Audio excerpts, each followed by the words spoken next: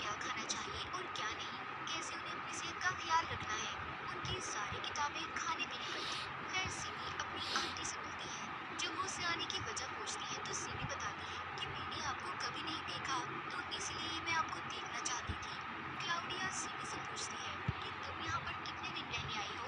सिमी जवाब देती है एक हफ्ता। क्लाउडिया कहती है नहीं, तुम एक हफ्ता मेरे घर में नहीं रह सकती, तुम ईस्टर से पहले यहाँ से चली जाना। ये बात सुनकर सिमी थोड़ा हैरान हो जाती है। क्लाउडिया कहती है क्योंकि ईस्टर को हम लोग अकेले ही मनाना पसंद करते हैं। अब वो जाते जाते सिमी से यूं कहती है कि तुम मेरे बेटे के रूम में रह सकती हो। जिसके बाद सिमी अपनी मम्मी को फोन करती है। सिमी का मकसद दरअसल यहाँ पर कुछ और था, जिसको वो बताने से शर्मा रही थी। वो बहुत मोटी थी, तो इसीलिए वो अपनी आंटी के पास कुछ ऐसी चीजों को सीखने आई थी जिससे कि वो एक आम लड़की की तरह खूबसूरत नजर आ सके।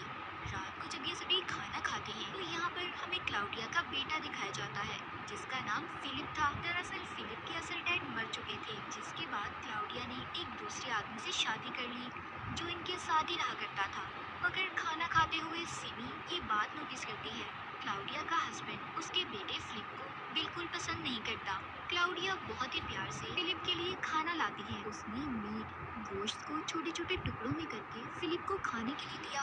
सिमी देखती है कि मेज पर सिर्फ फिलिप और वो खाना खा रही है, जबकि क्लाउडिया और उसका हस्बैंड ऐसे ही बैठे थे। उसी रात सिमी अपने मोटापे की वजह से बहुत परेशान थी और जैसा कि हमें पता है कि उसका मकसद अपनी आंटी के पास भी आने का यही था कि वो स्मार्ट हो सके। कमरे में सिमी से बदतमीजी करता है क्योंकि वो उसे अपने कमरे में रखना नहीं चाहता था। तभी क्लाउडिया आती है जो अपने बेटे को गुड नाइट किस करके उसके फोन को चेक करके चली गई थी। अगली सुबह सिमी वॉक करने जंगल में जाती है जहाँ पर उसे सूखी लकड़ियों से बना हुआ एक हट झोपड़ी दिखाई दी थी जिसमें एक बैग भी रखा हुआ था। खैर वो इस बात पर ज्यादा ध्यान नहीं देती और घर आ गई थी। वो नहाकर जब वापस आती है तो क्लाउडिया के हस्बैंड को देखती है जो वर्जिश कर रहा था। सिमी देखकर हैरान थी कि वो अभी भी कितना फिट है, हालांकि उसकी उम्र बहुत ज्यादा थी, मगर अब वो एक जवान लड़के की तरह नजर आ रहा था। सिमी कमरे में जाकर अपनी आंटी को देखती है जो उसका सामान अलमारी में रख रही थी। क्लाउडिया को सिमी के सामान से अपनी किताब मिलती है जिसे वो देखकर खुश होती है और पूछती है क्या तुमने मेरी इस किताब को पढ़ा। सिमी बताती है हाँ, मैं आपकी हर किताब को पढ़ती हूँ। शाम को सिमी देखती है क्लाउडिया और उसका हस्बैंड बहुत परेशान थे क्योंकि फिलिप कहीं पर चला गया था। वो पुलिस को कॉल भी करते हैं और फिर तीनों उसे ढूंढने निकल गए थे। जल्दी फिलिप उन्हें पास वाले जंगल से मिल जाता है। क्लाउडिया अपने बेटे को देखकर बहुत खुश थी कि चलो शुक्र है वो जल्दी मिल गया। रात को क्लाउडिया सिमी से कहती है कि अगर तुम अपना वजन कम करना चाहती हो तो मैं तुम्हारी मदद कर सकती हूँ। डिनर रात के खाने में क्लाउडिया बहुत ही मजेदार खाना बनाती है, मगर वो सिर्फ फिलिप को दे रही थी और सिमी से कहती है कि अगर तुम पतला होना चाहती हो तो तुम्हें अगले 4 दिन तक कुछ भी नहीं खाना। ये बात सुनकर सिमी थोड़ा हैरान थी क्योंकि वो इन सब चीजों के लिए तैयार नहीं थी। वो ये नहीं जानती थी कि इतनी जल्दी उसका खाना ऐसे क्लाउडिया बंद कर देगी। तभी वो ये भी नोटिस करती है कि फिलिप हमेशा डरा और सहमा हुआ रहता था। रात का बचा हुआ खाना जब सिमी फेंक रही थी तो